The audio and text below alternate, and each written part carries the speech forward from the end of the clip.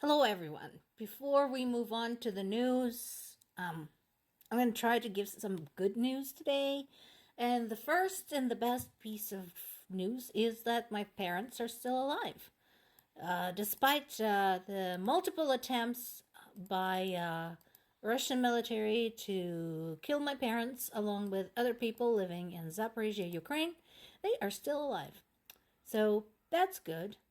That said, we do have Zaporizhia is one of the three major hotspots to watch in Ukraine. So here's what's going on. On one hand, the good news is that we have tightened things up in the Kharkiv region. So there has been some success in terms of stopping the Russian offensive in that area. That's good. But remember the episode I did where I showed you the maps. So again, pull up your map of Ukraine. So find Kharkiv. Kharkiv is where we're doing better. That was where Russia's troops tried to initiate a surprise offensive, and they did get in for a bit, but they were finally stopped. And one of the things that played a crucial role in this is the permission for Ukrainian troops to fire long-range missiles into Russia.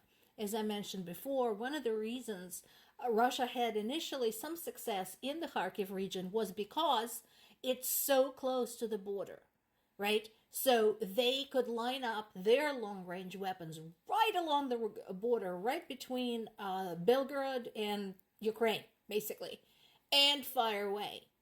But Ukraine had the long-range weapons but didn't have the permission to fire them back, just to take those out of commission. And so being able to use long-range weapons in a preventive manner made a huge difference.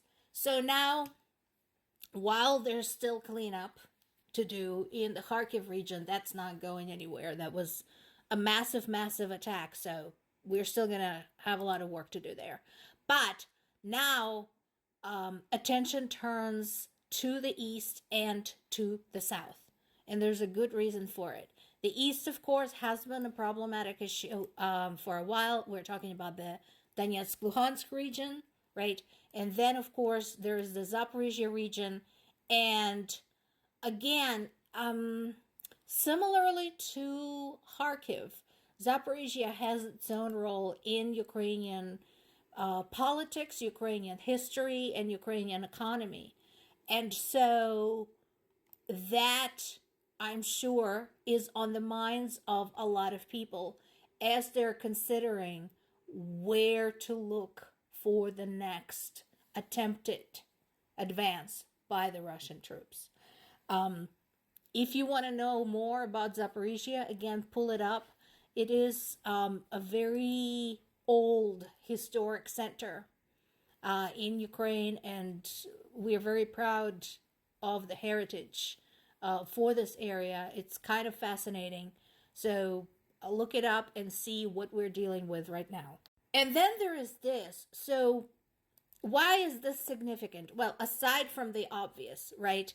So Russians have this amazing latest model airplane. This is one of the experimental pieces they had. I think, based on what my dad was telling me, they only had about 10 of these.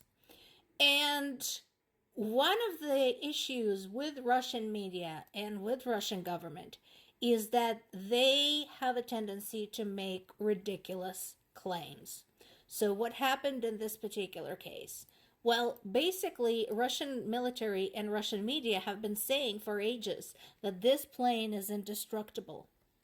That's actually very similar to what they have been saying about certain ships that were later destroyed by Ukraine, as part of the decimation of the Black Sea Fleet. So I think they need to stop saying that. It's like in the famous quote from the movie Princess Bride. You keep using that word. Are you sure it means what you think it means?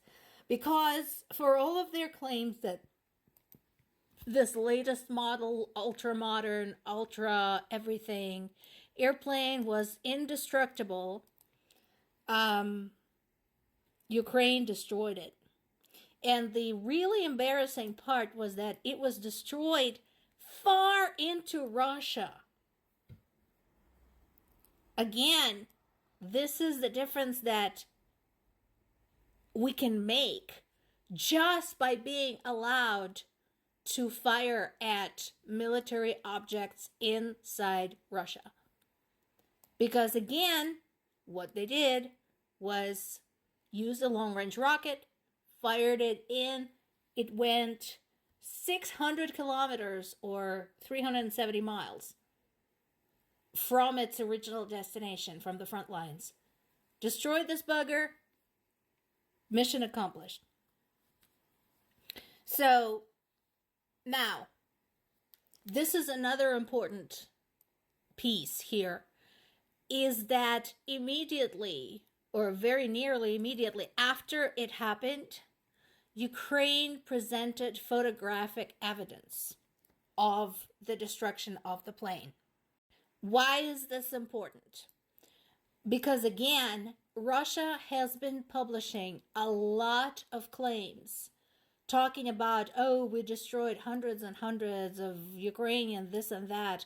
The absurdity of it actually is in the fact that the numbers that they are publishing are not just, they don't just have nothing to do with what they have destroyed, but Ukraine didn't have that many units of tanks, HIMARS, or anything else to begin with, or airplanes. So Russia is claiming to have destroyed more equipment from Ukraine than Ukraine actually ever possessed in history.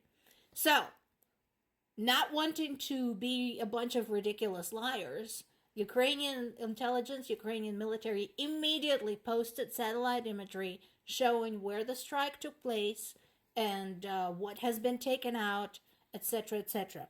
The additional purpose of this is also to reassure the foreign allies that yes, Ukraine is not an idiot.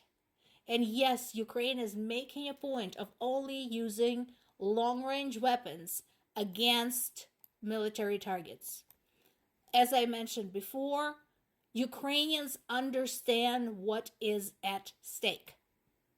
They understand that the moment there is the slightest hint of suspicion about their hitting a civilian target, they will lose all support. Since they don't want to lose support, they present evidence. And, like I said, my parents are still alive, so you know what? Today is a good day.